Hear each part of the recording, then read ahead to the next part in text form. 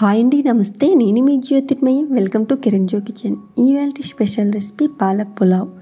ఈ పాలక్ పులావ్ చాలా సింపుల్గా రుచిగా ఎలా చేసుకోవాలో చూసేద్దాం. పాలకూరని ముందుగా ఇలా నీటిలో ఉంచి కడిగితే ఇసుక లేకుండా ఉంటుంది. ఇలా శుభ్రం చేసిన పాలకూరని ఈ విధంగా కట్ చేసి ఉంచాలి. అరకప్పు పచ్చ బఠానీలు, మీడియం సైజ్ క్యారెట్ ఒకటి, ఒక పెద్ద ఉల్లిపాయను నిలువుగా కట్ చేసుకుని ఉంచుకోవాలి. 5 పచ్చిమిరపకాయలను నిలువుగా కట్ చేసుకోవాలి.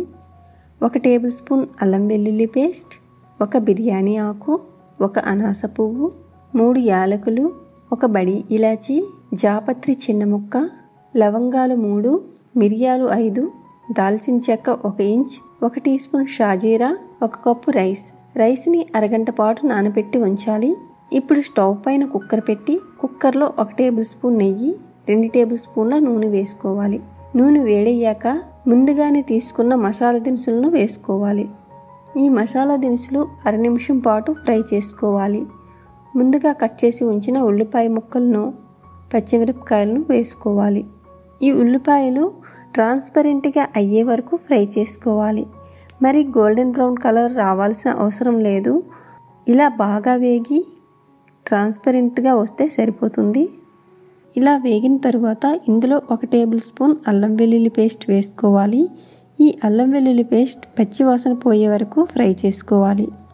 అల్లం వెల్లుల్లి పేస్ట్ వేగాక కట్ చేసి ఉంచుకున్న పాలకూరని వేసుకోవాలి. పాలకూర వేసి ఫ్లేమ్ని హైలో ఉంచాలి.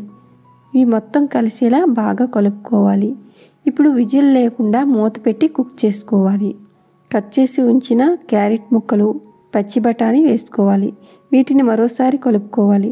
ఇందులో టీ స్పూన్ పసుపు, 1 టేబుల్ స్పూన్ ధనియాల పొడి, 2 టీ స్పూన్ల గరం మసాలా, రుచికి సరిపడ ఉప్పు వేసుకోవాలి. వీటన్నింటిని కలుపుకొని అరగంట పాటు నానబెట్టి ఉంచిన రైస్ని కూడా వేసుకోవాలి. రైస్ వేసిన తర్వాత అంతా ఇలా కలుపుకోవాలి. 2 నిమిషాల పాటు ఫ్లేమ్ని లోలో ఉంచి రైస్ని ఫ్రై చేసుకోవాలి. నేను రెగ్యులర్ రైస్తో ఈ పులావ్ చేస్తున్నాను. బిర్యానీ రైస్ అయితే ఫ్రై చేయొద్దు, ఎందుకంటే ఈ బిర్యానీ రైస్ లాంగ్ ఉంటుంది కాబట్టి రైస్ ఇరిగిపోతాయి. ఇలా కలిపాక 1 కప్పు రైస్కి 2.5 కప్పులు నీరు వేసుకోవాలి. కాస్త తొందరగా ఉడికే రైస్ అయితే మీరు 2 కప్పులు వేసుకుంటే సరిపోతుంది. బెల్ రైస్ అలాంటి రైస్తో చేస్తే దీనికి 2.5 కప్పుల వరకు నీరు పడుతుంది. ఈ ఎసరు ఒక మరుగు వచ్చేంత వరకు చూడాలి. ఇలా ఎసరు మరిగినప్పుడు మూత పెట్టి విజిల్ పెట్టాలి. మీడియం ఫ్లేమ్లో 2 విజిల్స్ రానివ్వాలి.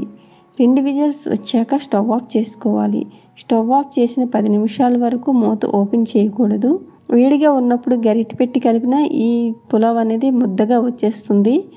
కాస్త చల్లబడ్డాక తీస్తే పొడి పొడిగా వస్తుంది. టేస్ట్ మాత్రం చాలా అంటే చాలా బాగుంటుందండి. నా వీడియోస్ మీకు నచ్చినట్లయితే లైక్ చేయండి, షేర్ చేయండి. మరిన్ని మంచి వీడియోస్ కోసం మన ఛానల్ని సబ్స్క్రైబ్ చేయండి. Thank you for watching.